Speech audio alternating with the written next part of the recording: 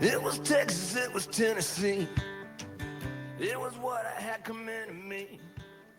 Howdy, folks. You have arrived at the Texas to Tennessee podcast. My name is Steve. Up above, that's Dr. Gravy. We're glad that he lets us do this. And tonight, super excited to have our friend Micky Braun on. Welcome in, Micky. Hey, how's everybody doing? Doing good. Yeah, right on. Doing Yeah, good. I'm Micky Braun. For those of you that don't know, band Micky and the Motorcars. We're a Americana country rock band out of Austin, Texas, and it's our 24th year together.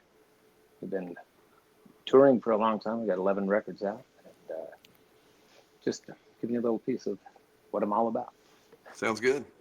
Well, hopefully to get to know you a little bit better, Soul Gravy and I like to play a game. It's called Why Are They Famous? And we like to do it about folks' hometown. So we're going to start with Stanley, Idaho. Good news, bad news. Your family makes up 90% of the famous folks from Stanley, so shout out to y'all. Not a huge population. No. So I'll give just a little background on Stanley for the folks that are watching. First off, thank you all for being here. Hit the like and subscribe button. We do appreciate that. Stanley, Idaho, located in central Idaho, in a basin, I believe, kind of Yeah, down. it's in the Sawtooth Mountains, but they call it the Stanley Basin. That's where that comes from. The river runs right through it. But yeah, it's kind of like, if you've ever been to Jackson Hole, Wyoming, it's kind of like the Tetons off in the distance, and you're down in the valley. Yeah. Discovered by trappers in 1820, named for Captain John Stanley, who was a Confederate Civil War vet. 2020 census reported a population of 116 people. So shout out to Stanley. Okay. Just a little tidbit, when I was younger, it was population 69 until about 10 years ago. How about that? Most of my life. It's an explosion. Yeah, it really blew up. Yeah, it did. It's a thriving metropolis now. All right. Fun fact about Stanley, or I guess this would be in Sawtooth, which surrounds the city, from what I understand. Is that right, or the town? Yeah, the Sawtooth Mountains. Pretty much. Okay. All right. So 1985, famous movie Pale Rider was filmed there. Okay. So I don't know if we have any I'm Pale Rider familiar with fans. his work. Yeah. If you watch the end of Pale Rider, it's the Sawtooths are in the background at the very end when he's riding through, but it was actually filmed over the hill in the boulders. Oh, For most of the film was in the boulders, but there is some shots that were filmed down in the basin. Yeah, very cool. Great movie. All right, so Soul Gravy, here's your one person that we're going to quiz you on tonight. Okay. Her name is Carrell King. I'm familiar with Carole King's work. Yeah. She's pretty good. Yeah, she's special for sure. So I don't know that she's originally from there, but I think she's had a place there for quite a while, from what I can gather. So shout out to Carrell King. Okay. Well, Would you like me to elaborate on that? one for one. Yeah, we would love that. Yeah. Because I can't. She had a ranch. She sold it a few years ago. Now she lives over in Sun Valley, but originally it was a guest ranch, and that's where my parents met. And anyway, it's a really cool ranch. It's got a natural hot spring on it, and she built a grotto, and it's got a bunch of little cabins and stuff. But it was all there. But she had a really cool studio that she had wired in there, and it was her little getaway. But I follow her on Facebook and stuff, and I see pictures all the time of like her and James Taylor and stuff. And Yeah, it's pretty cool. I grew up right over the hill. Like, there's a dirt road that goes in on each side to get into her ranch, and one of them's private, going into her place on one side, and the other side's it's open to the public right up to her house, and that's the road that goes to my mom and dad's house. So I actually grew up as a neighbor. Carole King was our neighbor, and I played a show out there a couple of years ago for a private party, and was talking to the new owners, and I was like, hey, what's the deal with that old Dodge over there? This old Dodge pickup truck. And I was like, oh, that was Carroll's like old ranch truck, but me and my brother got it running, and we use it for wood hauling and stuff every once in a while, but not really doing much. And I was like, you want to sell it? And he goes, yeah. So Oh, I got it. oh, that's amazing. Yeah, and I towed it. My buddy and we towed it over to his property that was across the river, and it's sitting over there, and just waiting for me to go work on it. But Yeah, that's but super. it's kind of fun. I got one of Carroll King's old trucks. Yeah. Did she leave any written notes or anything in there, or maybe like a Man, tune or something? to be honest with you, it's pretty cool. She actually was very generous with a lot of like she left a lot of her personal stuff there. And when they bought the place, that she had a library for her kids. She like did a lot of like kind of homeschooling with them and stuff. And so the library is still there. She left all the books, and then throughout the ranch house, she left all this like old, like kind of antique stuff that was there when she moved in from the old ranch. She left it there because she just felt like it. I think she just felt like it needed to be there. Yeah. So it is pretty cool. Like it belonged to the property.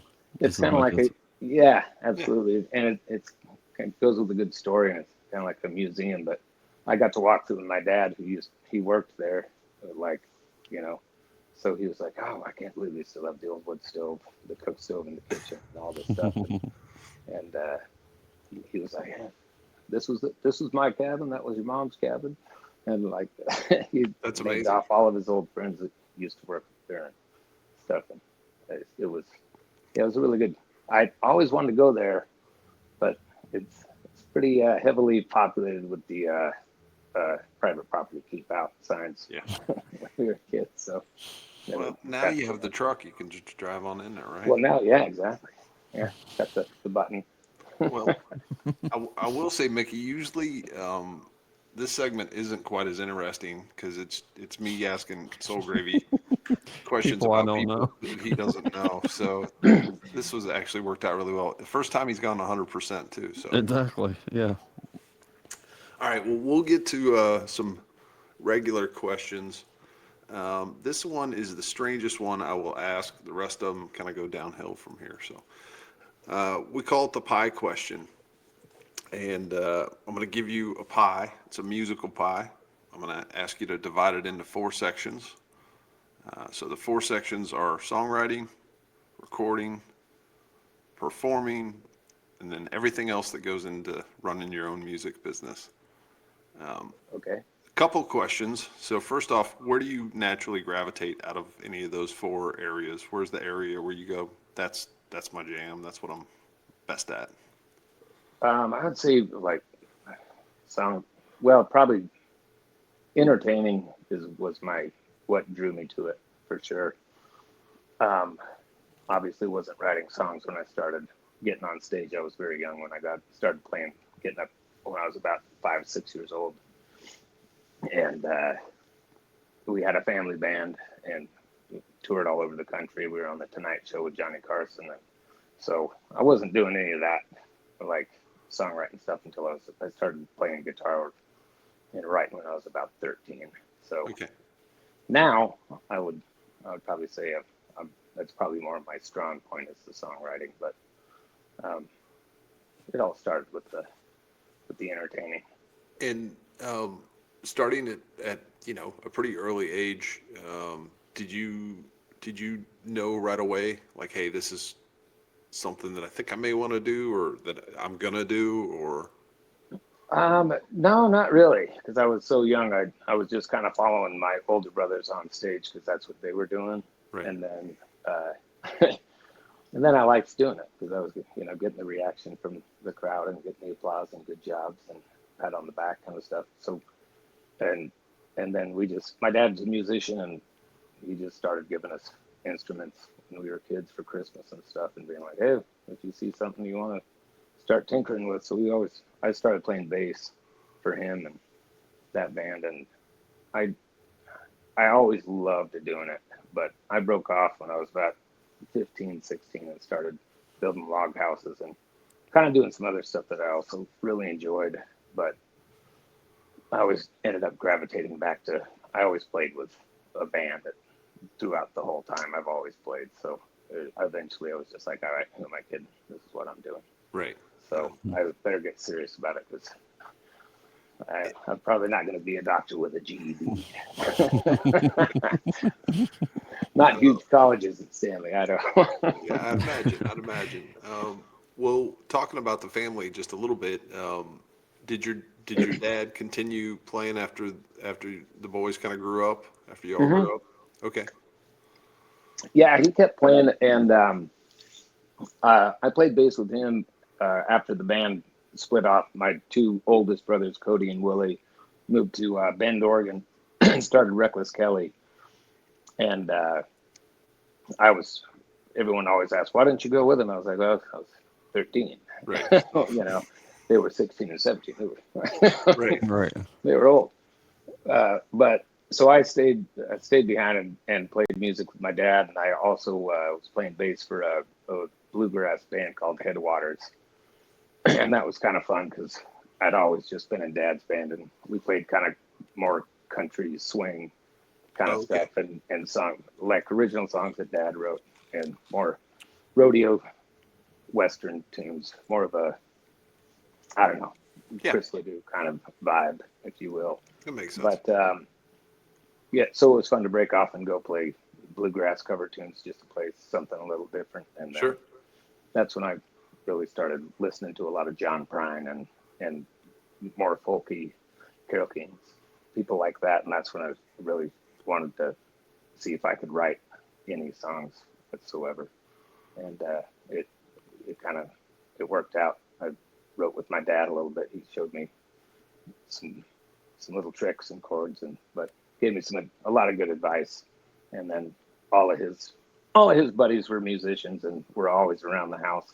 So they were always coming in late nights, and they'd be up in the morning, walk around talking, but they were always jamming downstairs and around the campfire outside and stuff. But that's where I got most of my inspiration from, and most of my knowledge at a young age was just listening to their records and their tapes when we were driving around and stuff, and just realizing that they wrote like Robert O'Keefe and stuff like that were guys that Dad introduced us to at a very young age, and Guy Clark, guys that were,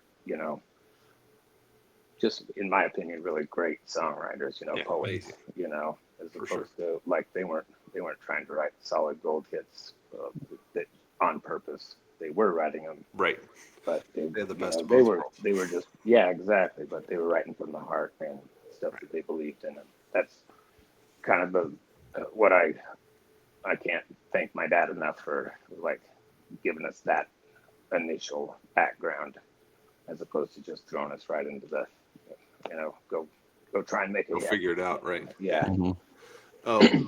Just to talk a little bit, on the process. I know this is probably an overworn podcast question, but it is interesting because almost everybody that we talk to has a little bit different approach when it comes to songwriting. Are you relatively structured? Does it kind of hit you at a certain time? Or, I mean, I don't know what your process looks like, but I'd be curious. That's a mixed question for me, just because I have a lot of different processes. Okay. Over the years, I've lucked into it, coming to me, an idea and a melody coming to me all at the same time, and sat down and been able to just write the song and be done with it and happy with it. And then I've also done a lot of co-writing, which is a completely different animal altogether. Sure. So even just breaking into the co-writing thing took about probably 5 or 6 good sessions to figure out how to not do it or do it. Like, not, it's a process on its own. It takes a lot to say to somebody else that you don't know that's sitting across from you that sucks. Right? Or that's not the direction I want to go with this. Absolutely. Idea, Yeah. So me and Steve are getting to that point where right. Absolutely. But and then I have scheduled out once I've kind of figured out who I wrote really well with, like my brother Willie, for instance. Him and I we started co-writing together when he was kind of the first guy that I was real comfortable to be able to express what I really wanted to say without feeling weird about it, as far as you write. Well, the song is a love song, and it's actually about a relationship that I was actually in. That's a hard thing to do as a songwriter, I think, at first, because basically you're reading a diary to the whole world. Yeah. And you've got to figure out how to navigate the waters without throwing names out there and making it too obvious. Sure. And but I started co-writing with him, and then I moved on to writing with other people, and some people didn't work out, and but other people clicked really well. I still write with them all the time, and if I have an idea that I think that particular person would be good to write with on that idea, I'll give them a call and be like, hey, I got an idea. Let's get together and see if we can finish it up. And usually it works out really well. And I've had the same with other people get a hold of me and say, hey, I'm working on a song that I really feel like this is a good area for you or for us to go down the road. And that's also worked out really good.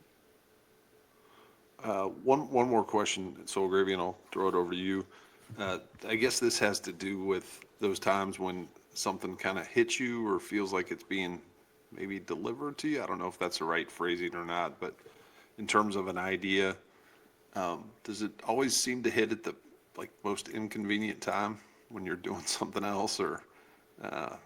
I can tell you the cell phone has helped out a lot, just in the world of having a recorder on hand at all times, or a notes, whatever, to where you can get that idea down. Because you always think that you're gonna never forget that line, and Right. you always forget that line. If you don't write it down, or if you don't hum the melody into the recorder, it's gone the next. For me anyway, that may not be for. I got a couple friends actually that they always hold on to it, and they're really good at that. But I'm not. Gotcha. So if I go through my old scrapbooks and stuff like that, the majority of my songs are all started with one line, and it's usually on a goddamn napkin or a matchbook, or Wherever you are, right. If I get a line that I think that nobody's ever said that before, or then I do always write stuff down, and I keep a pad and pen by the bed if I wake up and have something, or there's always pencils and paper everywhere around my house and everywhere, but just in case I think of something. And a lot of times you write it down, you think it's the greatest thing in the world, and then you go to bed and you wake up the next day and you're like, what was that? Right. What am I going to do with that? Yeah. Is this a grocery list? Or That's fascinating. So, yeah, to answer your question, a lot of times it is at a not very opportune time to be able to sit down and finish your thought and finish it out. So you do have to get it down and hope that it sticks with you and feels the same way that it felt when you thought of it. Thank you. So a lot of the folks we talk to may have grew up in kind of a musical household, as far as, somebody may have possibly played an instrument or something like that. But in your situation, it's a little unique as far as folks we've talked to. But I'm also curious, was original music around from the beginning? Was Pops doing original? Yeah. That was just always kind of ingrained from the very beginning. Yeah, him and his brothers had a band. He's got two brothers. They had a high school band. His dad was a musician that played in around all over Idaho, but he had a residency in Jackpot, Nevada, and he was a piano player, and he played music 6 nights a week in Jackpot, and his wife, my grandmother, was the cocktail waitress. So they went to work together 6 nights a week. They had one day off, and so they also grew up just surrounded by music, and I had all the instruments around to grab a hold of, and they had their bands. But my dad started writing his own stuff and doing original music, and he wrote a lot about Idaho and just what his livelihood was, and got a great bass following to where he can make a living just playing music, and so Right. that was that's it. Then we started playing, and he was like, oh, turn my boys into a family band. Cool. So he did. So then he had to start writing songs for all of things that made sense for kids to sing, and kind of had to get out of the honky tonk stuff, because it's kind of 7-year-olds singing about going to the bars. It doesn't really fit. So he figured out like a way to do that, and got a kind of a niche with the cowboy poetry kind of thing, and kind of got into that whole area with us and everybody that was doing that.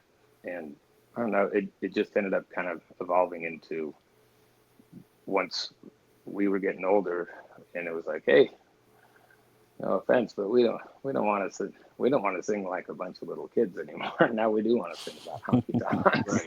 Right. Get back into it, Dad. Yeah.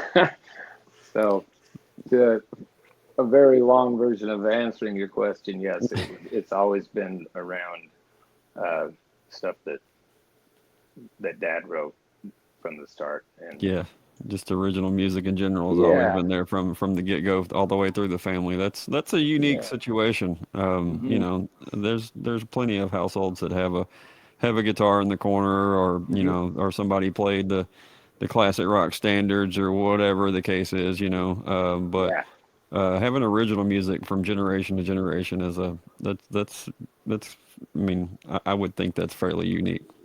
yeah. It was it was really cool to grow up that way, and uh, yeah, dad's friends were, like I say, a big part of that for all of us.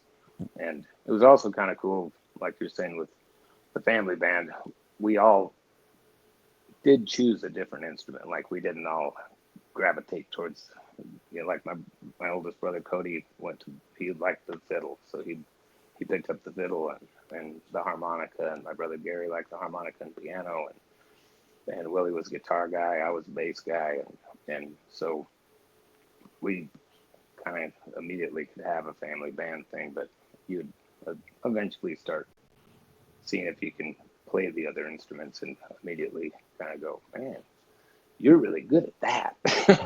But For sure. I don't want to tackle that. But it was cool that we all had different stuff, different ears and different talents that we kind of went for, I guess. Well, Talbot, I don't know if you were planning on asking or not, but as far as what was the journey getting from Stanley to Austin? Austin.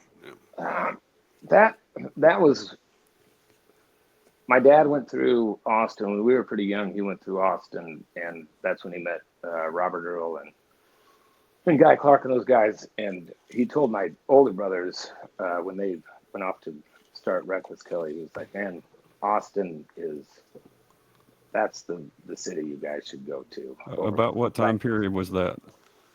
I guess that would be like 30 years ago, 32 years ago. So it was Gotcha. when Austin was still very much a music, very, very solid on being about live music in every venue kind of deal. And so anyway, they went there and they were like, "Man, it's awesome, Nick. You got to come down here and check this place out." So I was living down in Arizona, and I was 18.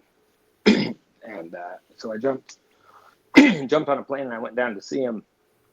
And I was supposed to stay for 6 days, and I stayed for 2 weeks. And when I left, I was I was already kind of starting to work on forming a band, and I went back and I told my two guys, that my buddies from high school, that I was like, man, we got to go to Austin. Like, let's go. And they were like, oh, same deal. Well, why? And I was like, trust me. You've trusted me so far. Trust me on this one. It's all live music. Everybody's going out. Everybody's young. Everybody's partying, and it's our vibe. Like, it's just, I think it's a good fit for us. And then we had a lot of hookups there with my brothers were already there for 5 years before us, so we got lined up right out of the gate with being able to open up for them at shows, and we got to open up for a lot of people and introduced to, all the Randy Rogers guys and Ragweed, and everybody was, Pat Green, all those guys were doing well right at that moment where they were breaking, and we were the baby band that came in, and it was like, oh, can't have, everybody else was kind of at a even spot of fame in a way. So like I got to pop in and be the opener for everybody. Like we lucked into a hell of a position. Yeah. And then Shannon Canada started managing us, and so we just got to immediately get on tours and be busy. Like we still weren't making money. Like, we were getting by. You're moving in the all right the time. direction. Yeah, we were all living together at, a 4-bedroom house with 5 of us in there, and we shared a car, and we ate potatoes, and some months were better than others, but but it was enough to pay the bills, and we were slowly gaining ground and getting our name out there. And I don't think that if we would have gone down there 2 years later than that it would have been quite as quickly not successful, but right in that realm, you know what I mean? Like it was pretty easy to get around and make it work. And I don't think a lot of people have that opportunity when they move to a random city to have a lot of just right out of the gate good opportunities kind of fell into our lap, and it really, I think it helped us out a lot. Yeah, I was gonna ask that if with Reckless Kelly and everything, if at the beginning, if that was a perk or a pro or a con, as far as, I'm sure it can kind of go both ways, but it sounds like it was mostly pros Yeah, it as far always, as the business is concerned, I guess. absolutely. It's always, I've always looked at it as a pro, just Which because. is a start right there. If you Yeah, think that way, then yeah yeah. But all of us, we've always been pretty tight. Me and my brothers, we all hang out together. Willie and I got a house together. We've all at one point or another had lived together in different places, and when we're off the road, we hang together. Like me and Willie just went to the airport 5 minutes ago. We've been down in Arizona watching baseball for 4 days. well spring training. Nice. Yes, yeah. And this is our 20th year of doing that, very cool. But as far as the bands go, like we have got, it has been a little challenging because there has always been you're Reckless Kelly's little brother, kind of thing. And it's like, oh, yeah, I am, but you're going to compare me to Reckless Kelly. I that's fine with me. That'll work. Yeah. And it's never really bothered me, and they've been nothing but supportive along the way. And I feel like we've also held our own. We've Right. tried really, really hard to be a really good band, and we've tried really hard to do our own thing, but also be successful on our own. We definitely took advantage of anything that opening for them or going on tours together, or just any of that kind of stuff. You'd be a fool not to. Right. And yeah, because we're brothers, we got a lot of the coattail, remarks here and there, but it's like, yeah, Sure. Yeah, But you're whatever. putting in the work just like everybody else. So I'm sure Absolutely. everybody that really mattered in the business Yeah. Knew knew. it. And Yeah. yeah, and I also, if you look at the songwriting credits on most of their albums, I'm on every one of their albums. So I've written a lot of their good songs that have made them helped them out in their careers and stuff too. So I've just always have felt like I've done the best to be the best that we can be, and it's never really bothered me. But I don't think it's held us back. If if anything, it's always helped us. Well, if nothing else, you have somebody to bitch to with about, they completely understand everything that you would be saying, you know, Exactly. Yeah, exactly. There is a lot of that. So at the baseball games. I'm guessing you're near Camelback. Is that right? Yeah, we're not too I far. don't We're want up to in dox you, but no, we're in the Old Town Scottsdale area. okay, cool. Well, I So saw the Dodgers. I had to look, but I saw yeah, the Dodgers back there. So they're out in Surprise. But I am a Dodger fan. I grew up a Dodger fan. yeah.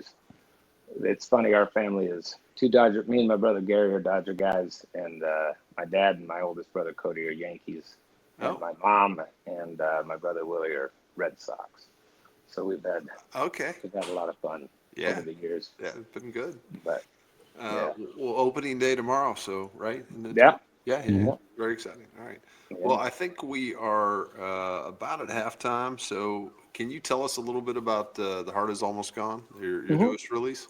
Yeah, absolutely. It's I started writing this song about 11 years ago, and I was in Montana, and we were playing it. I think it was called like the Blue Moon Saloon out in Big Sky, and it was kind of like one of those the first nice spring day in the mountains where you could actually sit outside with a t-shirt on.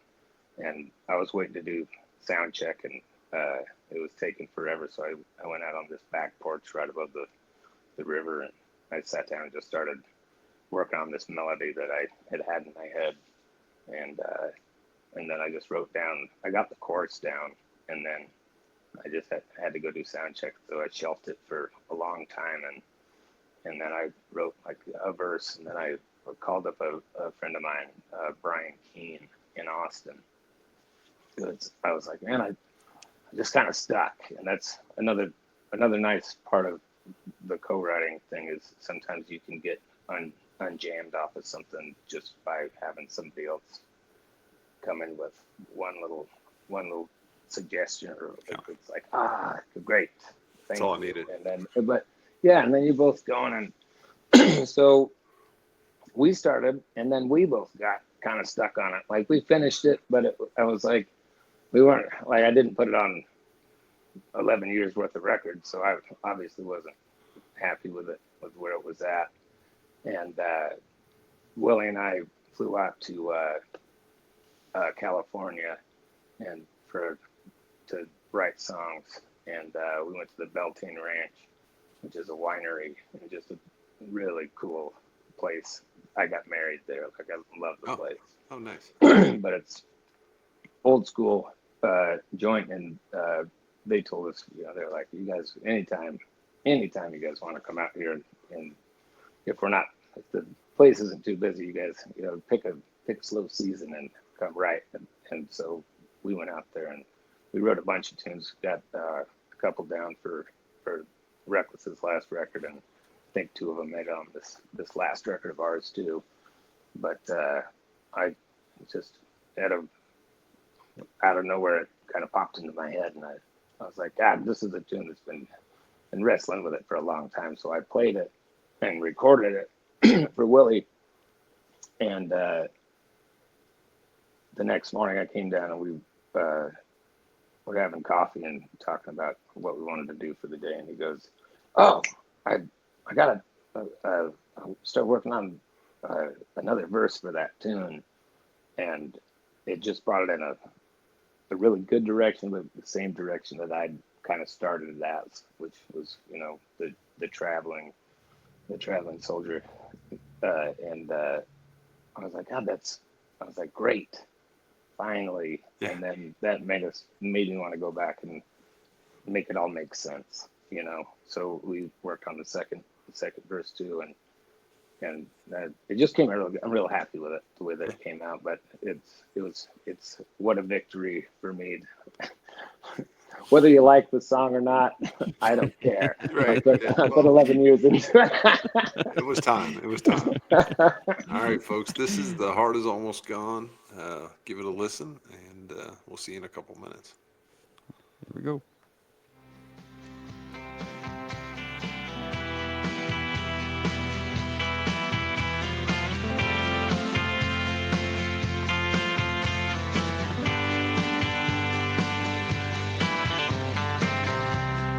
Said goodbye to you again.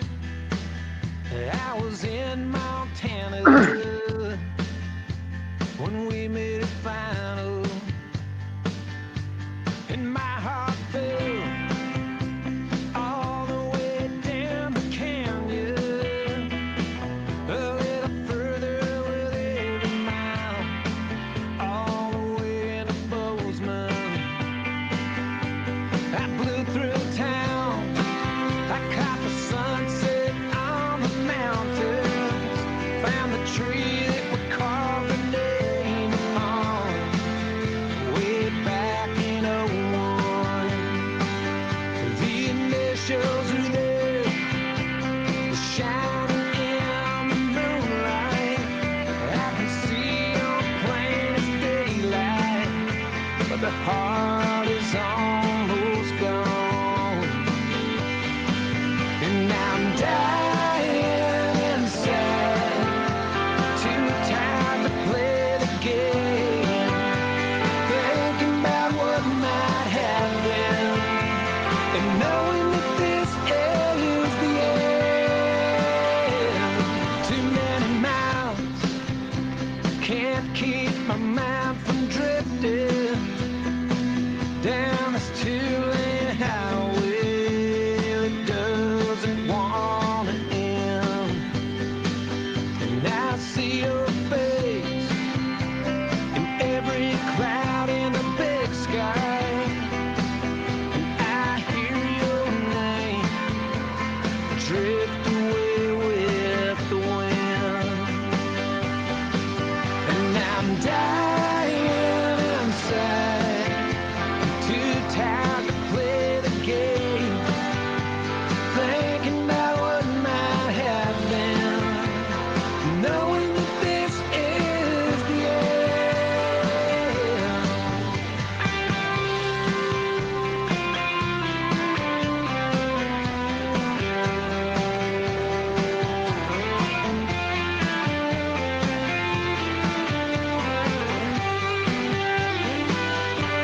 I found myself on that old familiar dirt road, leading to our secret spot where we lay beneath the stars. And I can't sleep, I'm too afraid of dreaming, I'm too afraid of believing that you're back here in my arms. And I'm dying inside, I'm too tired to play the game, thinking about what might have been, knowing that this is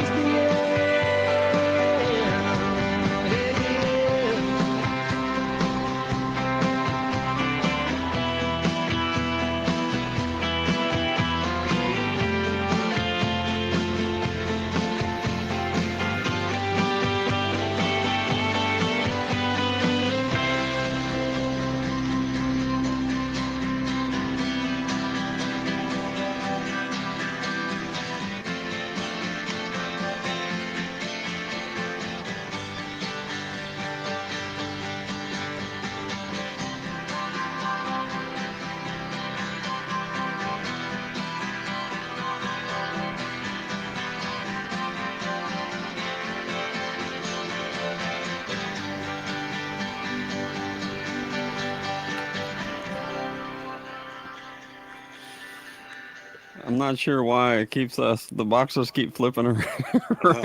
It's like I don't know musical why. chairs. So I was over on the right, and I'm on the Yeah, I left. know it floating keeps. around. Uh, Good stuff, it though. was dancing to the song. It was. I guess. Yeah, good stuff. I wouldn't lie Hmm. and say that I hadn't heard that before, but I've heard it before, so Awesome. I dig it. And I think Thank you. that is a lead into some new music that you might have coming down the road shortly. Yeah, yeah, we got that's the like I say, the first single off the record that's coming out in June, and we recorded it in Austin at Arlen Studio, and had Dave Abeda produce it. We've worked with him on 2 other records, and we just had a blast. And I always wanted to do a record at Arlen, and I also really wanted to get back in and work with Dave, just one on one, because before he was co-producing with my brother Cody, and he's an animal in the studio. He's great, but it was also, we have that brother thing going on, and I just really wanted to work with Dave and see how we could put stuff together, and he was real open-minded to a lot of ideas that I had on certain songs, and we had a pile of tunes to go like pick from, and my brother Gary's been writing a ton the last 10 years, and so we the last 2 records we've done is almost 50-50, like songs that we wrote together or that he wrote with other people or by himself, but he's doing the lead singing on half of it, and I'm doing the other half, and we weren't like planning it to be that way. Yeah, but it works out. On Yeah. both records, but they were the what we felt to be the best picks that fit together the best for the records, and it really is great for me because I did all the singing for the first 6 records, and Right. it was he did like one song, so when we did live shows he'd sing one song, and it was like, There you go. thank God, Your turn. I got one song for right. And now he's not doing like full half the show, but most of his songs are they're popular tunes, and they've been our singles, and so it takes a little off of me for having to sing all night, and I also get to try and sing harmony, and I get to be the side man for Kind of fun, right? Yeah, it's a blast. All I got to do is play rhythm guitar. Yeah. Should have started this way. Do you mind just taking a couple minutes and telling us about the band, just the folks in the band? Yeah, absolutely. We've gone, been around for so long that we've gone through a lot of people over the years, but like the majority of everybody that has played with us was there for a really long period of time. So we really haven't really gone through like quick changes very often. But right now, the Bill Corbin is the newest guy, and he's the bass player, and he used to play with American Aquarium, and he actually is in the band kind of by fault, because we were going to a gig, and our bass player Andy Carrell, who played on this last record, he was sick and wasn't feeling good, so he was like, man, I don't think I won't be able to play the show. Like, I got to go to the hospital. We didn't know what was going on. We were just like, yeah, man, that's how you feel, then you should go. Yeah. And I'm glad he did, because his doctor told him if he wouldn't have gone in, he might have died. He's got cancer and a bunch of different areas, and he's been fighting it, and he's been doing really good. And he's such a great player and a great guy, and but yeah, he now can't tour Right. anymore. So we asked Phil, we're like, hey man, you wanna be the guy? Good pick. And he was like, well, I'm like, yeah, I'd love to be the guy. But yeah, it started out with just filling in a show, and I think for me with him, I was like, man, if I can call you up in Waco and tell you that we're playing in Dallas tonight, and here's the set list, and he showed up and worked off of some, notes that he made in that 3 hours in between, and nailed it. It was, for me, I was like, well, that's a no-brainer. Yeah, But for he's sure. also just a really great guy, and he fits well with everybody, and that's a big thing when you're on the road as much as we are. You're in tight quarters a lot. You have to get along Right. and get everybody's. We have weird personalities. We're musicians, You got to get. If you don't get our jokes, you're not getting very far. Right. But That makes sense. but yeah, and then Pablo is our guitar player, and he's been with us I think 7 years now. Yeah, and just he kind of came in, did the audition. We were looking for a new guy, and our old guitar player, Sunshine, who is now with the Saints. Yep. He, Dustin. yeah, he went off. He started off to go do his. He wanted to go do his own thing, and I was like, man, definitely. And he's like, I just feel bad because I've been your guitar player. I don't want to mess up the band. I was like, man, you're writing your own songs, and this is what you want to do, and you're young enough. Right. You got to go do it. And he's still doing that, which is great as a side project. But eventually, he's just too goddamn good of a guitar player for somebody not scoop. I knew someone was going to get him. Yeah, And he he's joined doing. at the time too. Yeah, he did, and it's really cool. I'm really happy for him, and I'm happy for all those guys. Like they're a great band, and it's cool for him because he gets to do backup vocals and a little bit more of what he wants to be doing, which he wasn't doing in our band. As much, right? His style of playing with their band is not night and day, but it's very different from what he was playing in our band, and that was a lot of driven by we already had such a large catalog that Right.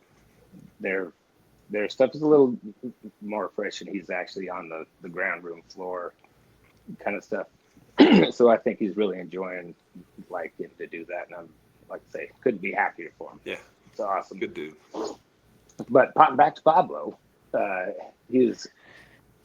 Sunshine was the one that was like, hey, I got this buddy of mine from Victoria, and he's a monster on the guitar, and I think he'd be a good fit. And he came down to play. We had another guy playing with us for about a year and a half, 2 years, and when he left, that's when we called Pablo, and I asked him when he came down to the audition if he could play steel, and he goes, I don't play steel, but I can learn. And I was like,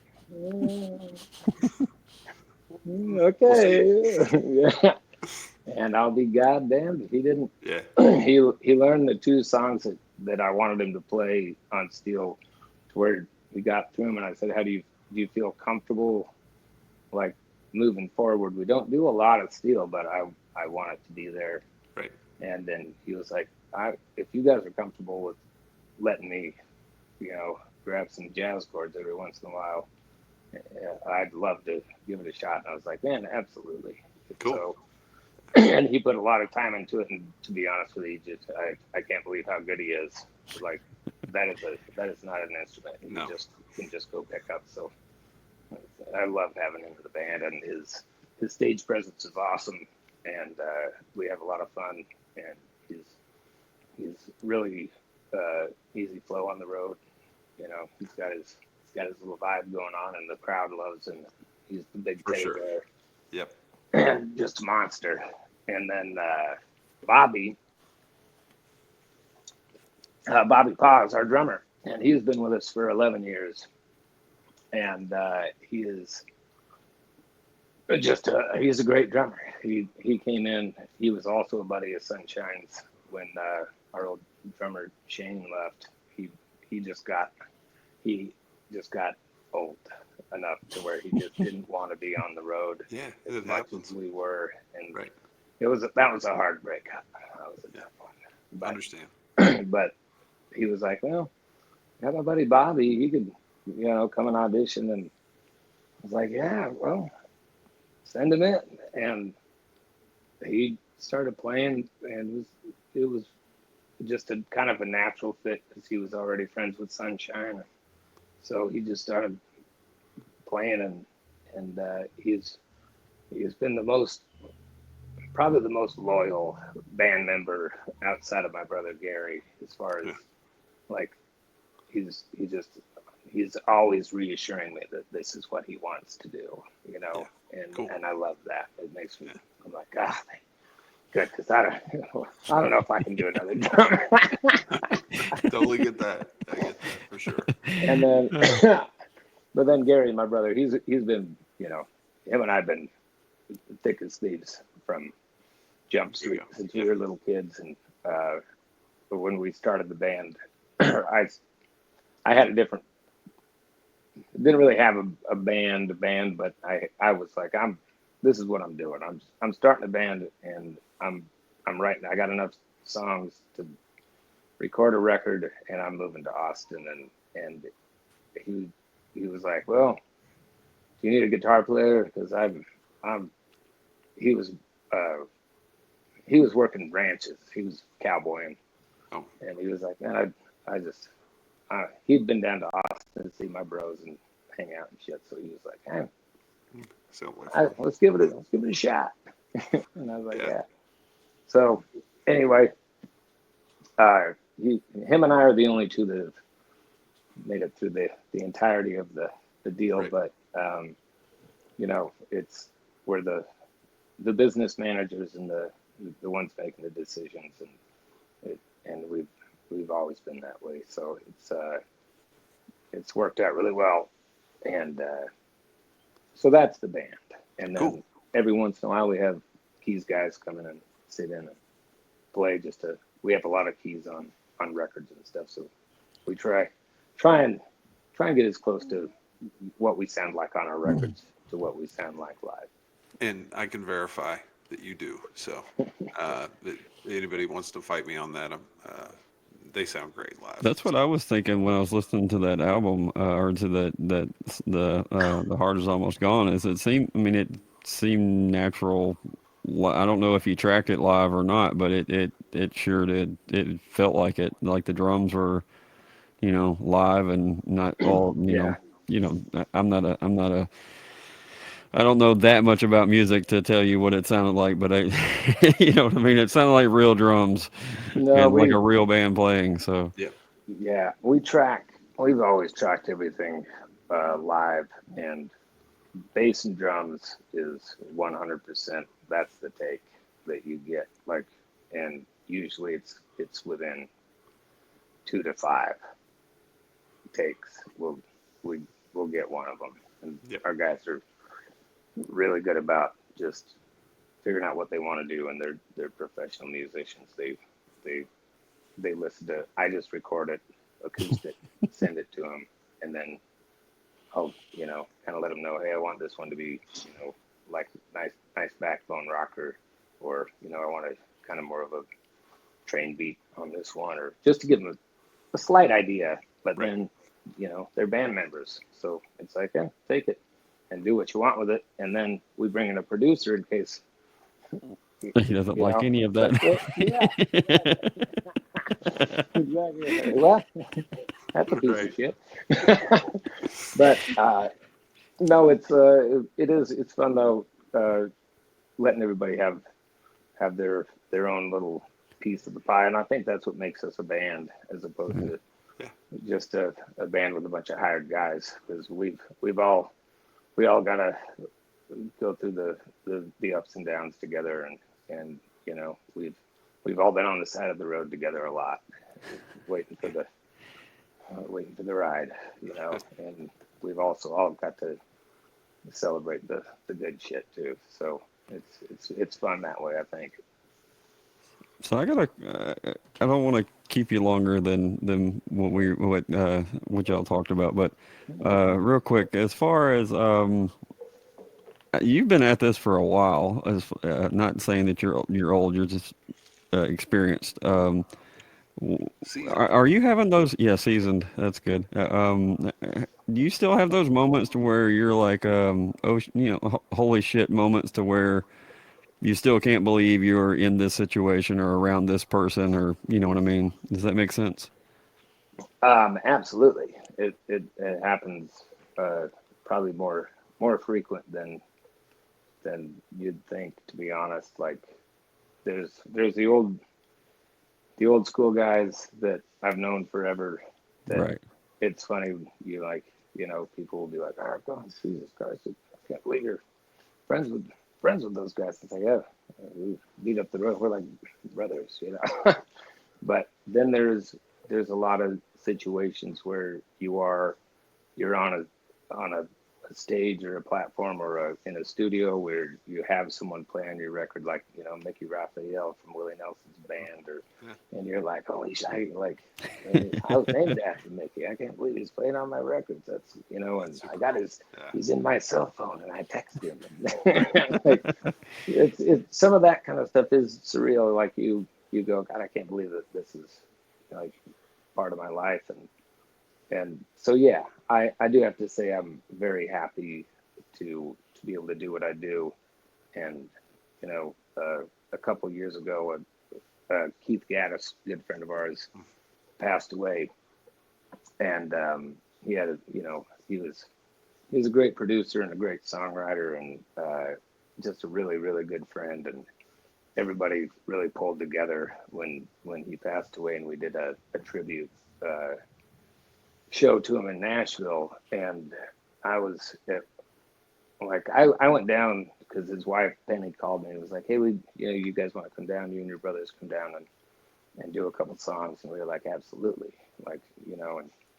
And I had a good idea of like a lot of the people that would be there, and it was, but at the end of the night I was standing on stage singing El Cerrito Place with George Strait, and just this incredible, like, that was one of the moments where I was on stage and looking around me going, I had no business being on this stage in my mind. I was like, why in the hell am I standing here?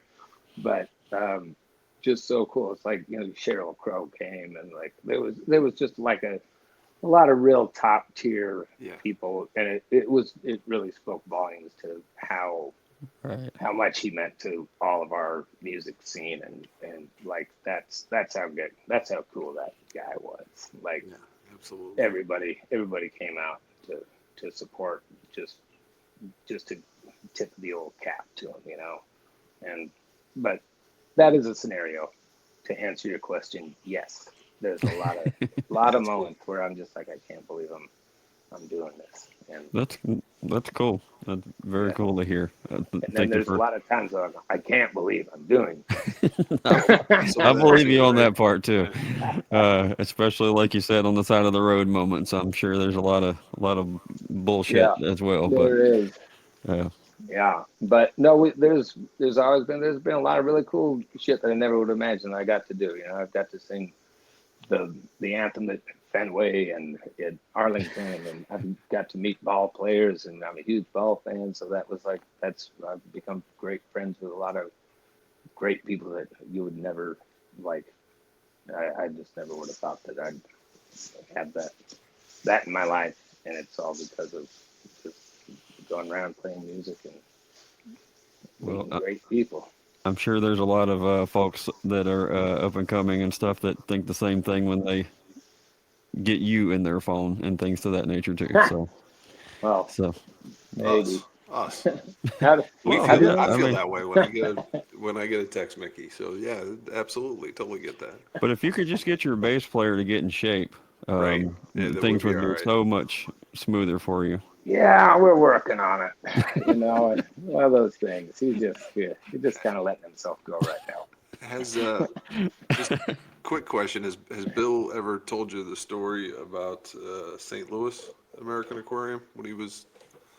No, it was but I'd attacked. love to hear about it. Yes, you need to ask him the story about St. Louis. He'll know what we're talking about. So, where were they playing? I think they were playing Fox, maybe. or Fox Theater I or think so. off Broadway Yeah. or Fox. Or is it Majestic? Man, I can't remember.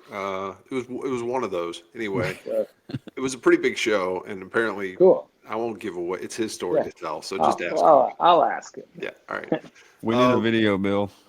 Yeah, there is. I think there is a video out there somewhere of it, but yeah. Anyway, all right. So we are to the rapid fire section of the evening. These are relatively easy questions, but just kind of what first comes to mind for you, Mickey. Sure. We usually say Desert Island album, but I'm going to ask it differently today. Mm-hmm. So, what's an album that you purchased more than once? So maybe you purchased it as a CD or a tape or something. I don't know. Real Animal, Alejandro Escovedo. Oh, I've purchased it 3 times because I have 3 houses with 3 record players, and it's a must to have. And I kind of wish I would have bought 6 just in case it ever goes out of print. I'd like to have 3 of them in the vault. that was definitely a better way to ask the question, Soul Gravy. So we Yeah. might graduate to that. Dinner with one historical figure.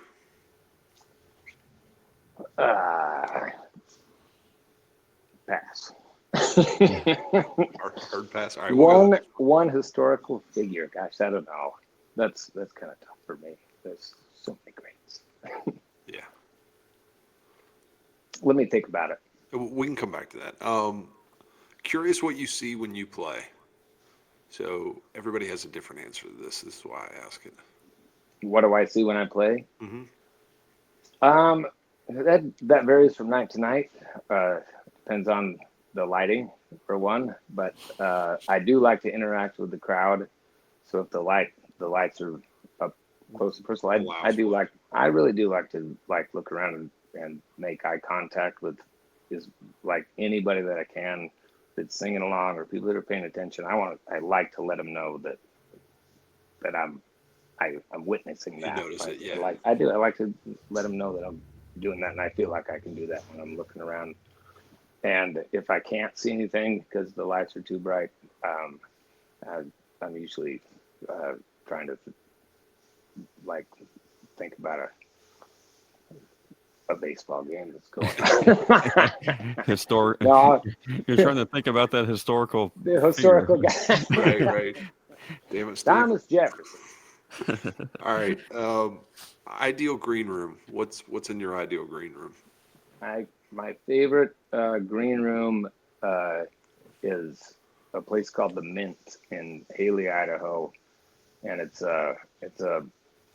Bruce Willis's place, and cool. It's not anymore. He sold it a few years back, but Not cool.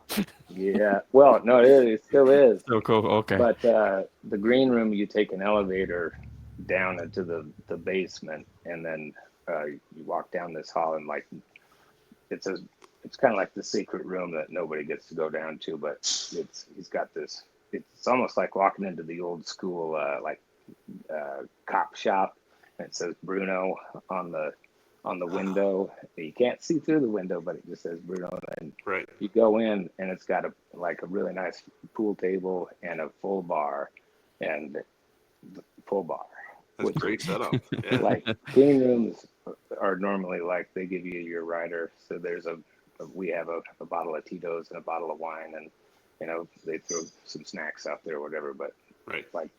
That. This is nice. Just having just clean, and there's a men's room and a women's room, and it's like going into your own bar, if you were to design one at your house, but that's your green room. That's cool. It's really great. I love that one. That's the one that always sticks out in my mind.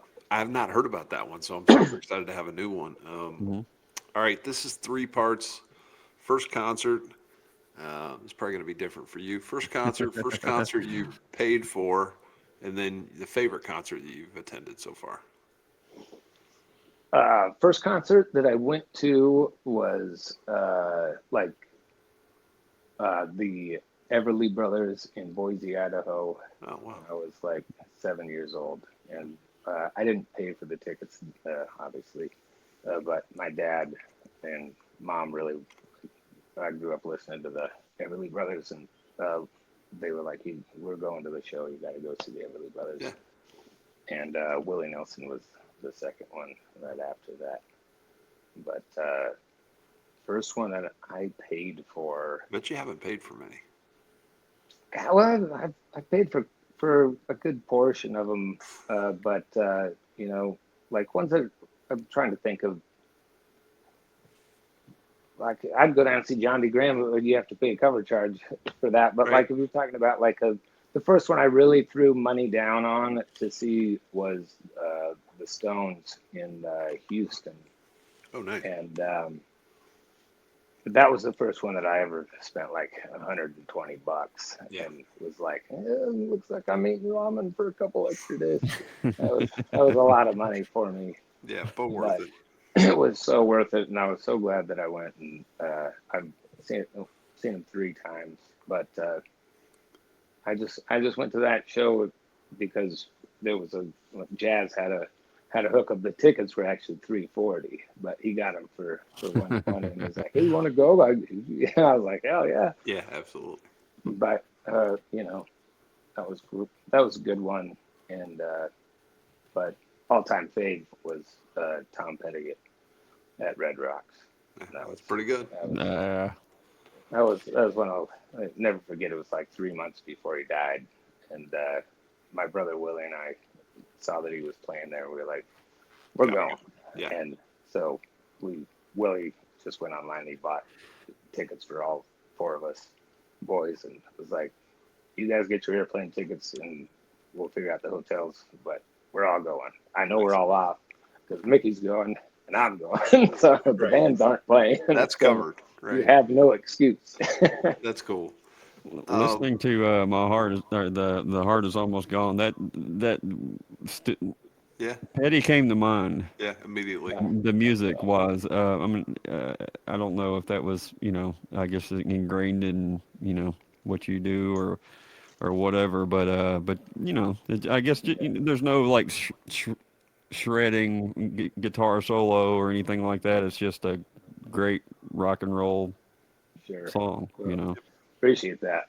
But yeah, that's grew up listening to the Byrds and obviously Tom Petty listening to the Byrds himself. But Right.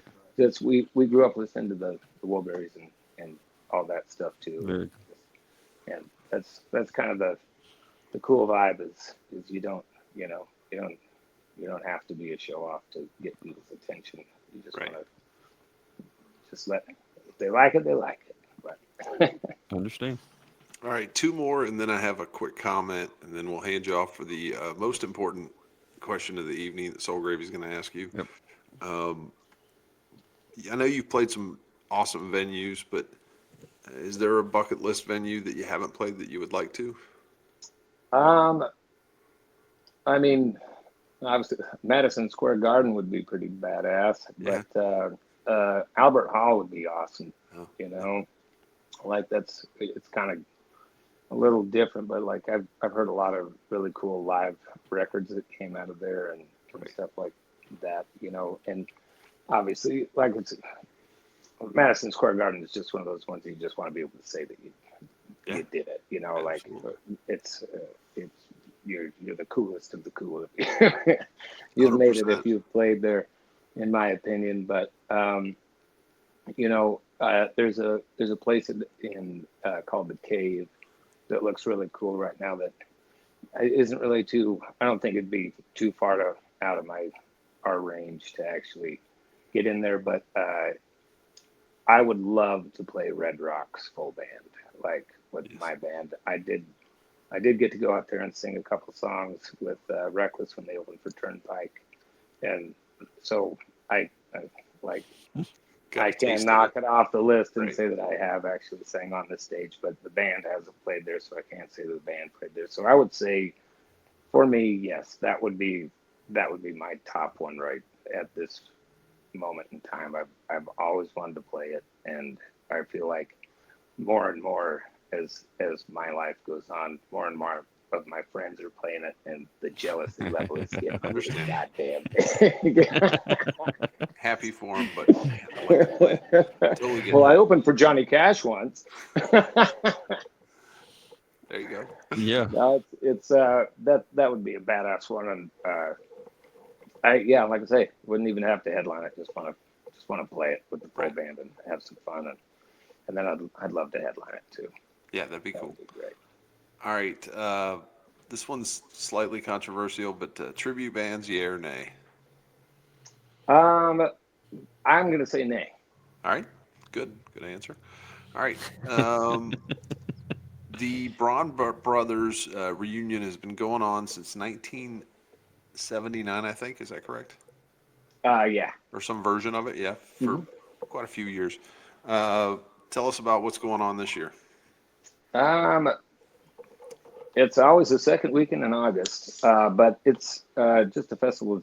Dad and Mom started doing it with Dad's brothers years ago, and this year we always have kind of our friends play, and we try and throw in some new cats that haven't played it every year, and but yeah, this year we're we got American and Carrell coming back out, and they've done it. And I think this will be their third or fourth year, but Nice. they've done it a bunch. And obviously, Reckless is playing it, and Cody Canada and the Departed. They're the band that's been there the most. We brought them out there when they were Ragweed, and they played it every year until they broke up, and then Cody started. He actually the first year in between the Departed and Ragweed, he still came out and did it acoustic. So they've Cool. done it for years and years, and they're gonna obviously be there. They'll always be there as long as they want to come.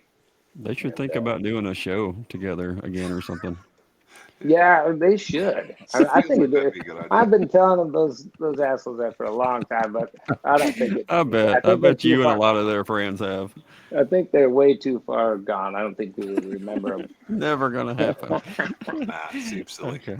It Taylor, seems like Taylor yeah. Honeycutt's going to be there. hmm Yeah. Silverado, Yeah. Fred Ellis Bullard's going to be there. Corp Lund, Sonny Sweeney, Dale Watson. Pretty amazing Yeah. lineup. If y'all can get Yeah. to Chalice, do it. Yeah. It's a lot of fun, and there's a lot of cool like hanging out and jamming going on with a lot of people who've co-written before together, and or just buddies, and it's like, hey, we decided to do this one tonight, but I'm going to get everybody out at the end of the night, and it's a really fun atmosphere, and it's family friendly, and it's one stage instead of five. Right. Everybody, like, if you go to the show, you're going to see every band, and you're unless you pass out or something like that. But Could happen, right? it's pretty awesome. Everything's all under one stage, and everyone's getting to see the same thing. There's not a bad seat in the house, and we cut off the amount of tickets that we sell just so it's Right. not too Overwhelming, much. right. Yeah, it's like how many shows or whatever, basketball games or baseball, whatever, events that you've gone to where you're just like, man, if they would have cut this off about 500 or 600 people ago, Right. it would have been real comfortable. There's a lot of music festivals that are like Yeah. that. Yeah. Yeah, there really is. And, Mom and Dad they were the ones that wanted to make sure that we That's kind great. of held that integrity of, don't outgrow yourself. Keep it small enough to where the people get what they're paying for and get to enjoy it that way, because that's how it started with, 110 people in a cow field, and now it's just thousands of people, but Yeah. it's still to a point where it's not too many. And Well, Yeah. I'm sure yeah, everybody. you don't have to. Yeah. I'm sure everybody tells you this, but thank you for continuing to do it, because everybody that I've ever talked to said it's just an absolutely amazing experience. So super cool to hear. Yeah, it's a really great thing, and it's kind of fun to take it over and run it with my brothers, and Mom and Dad they're still making sure that we're making the right moves, but Understand. it's been a lot of fun also, like adding like bigger bands and people that that are our friends. Dad always used to hire his friends, and that was awesome. And now we're bringing ours. Right. And it's a blast. Very cool. All right, I got one. Trying to make this a quick question. You got a bunch of songs. What's one that you feel is a little bit underrated? I know that's like picking kids, but which one is your favorite kid? Soul Grave, you're not asking me this question, are you? You go ahead. You can answer too. I'll wait till Mickey. Okay. Like an underrated song. Man, that is a lot of songs to think about. God, that's hard to say. That's okay. It's drawing kind of a blank on this. Nah, that's all right. Can I answer for you? Yeah, sure. Shoot one out there. Lines of Kandahar.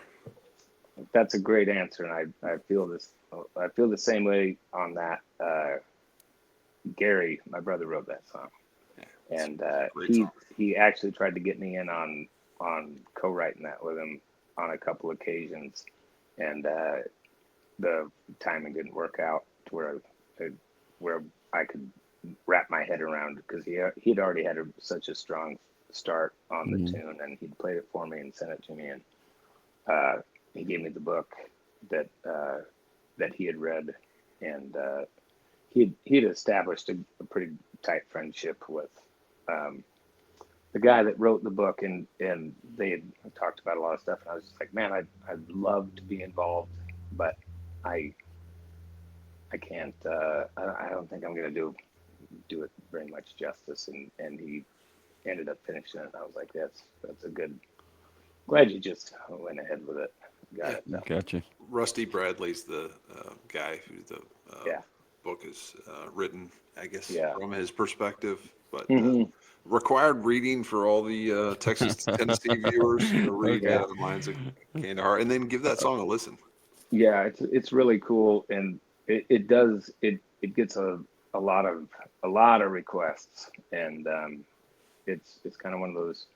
It is one of those songs that it goes a long time before, like, in between times that we play it. So when people do shout it out, I always look at Gary like, what do you think? And he's like, I don't think Bill's going to pull it off.